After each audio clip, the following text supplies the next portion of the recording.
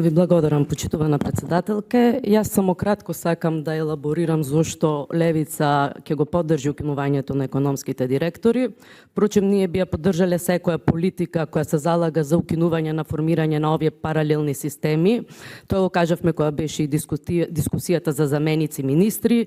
Јас тука гледам дека се присликува истата ситуација, односно дека се работи за функции кои се измислени за да се задоволат апетитите на коалиционите партнери и во пракса се покаже дека после па и речиси 20 години овие економски директори се тотално нефункционални. Зошто го велам тоа? Првично ете, ако сакате една мала ретроспектива да се вратиме, економските директори беа вметнати во системот околу 2006 година од тогашната коалиција и првично најавата беше дека целта на овие економски директори е првично да се расчистат долговите во кои тонеат тогаш клиниките, да се обезбеди подобар третман на пациентите и да се обезбедат подобри услови за здравствените работници.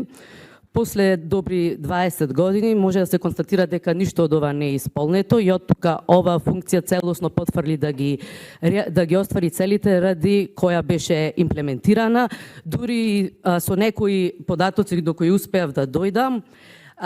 Напротив, после вметнувањето на овие економски директори, ние забележуваме зголемување на јавните долгови на клиниките, така да ако во 2011 година долговите на клиниките изнесувале околу 25 милиони евра, во 2016 стигнуваме до долг од 50 милиони евра, значи дупло, и за накрај последните податоци од 2023 година кажуваат дека вкупниот долг на клиниките се 100 милиони евра, што потврдува дека не се работи за никакво менаџерско добро работење и како што кажав дека овие директори не се исполнаа својата улога, нивната намена беше чисто да се задоволуваат партиските апетити. Ако гледате во минатото, воопшто не беше доведено во прашање нивната експертиза.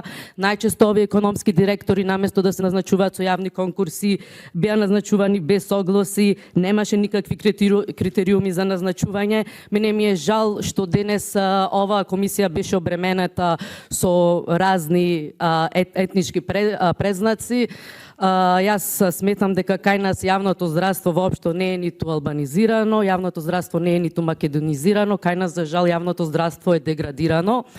И додека се расфрламе која партија или од кој етникум колку реализирал за македонците или за албанците во изминатите 30 години, флагрантен пример вие ако сакате болницата во Кичево, каде што се лечат и македонци и албанци, и после 40 години ниту една партија не успеа да ја изгради таа болница, така да мене ми е жал што денес дискутираме за дополнителна бирократизација на едни измислени функции кои и онака го делат веќе нашето длабоко поделено општество. Од тука Левица ќе го поддржи овој предлог за укинување на економски директори. Ви благодарам.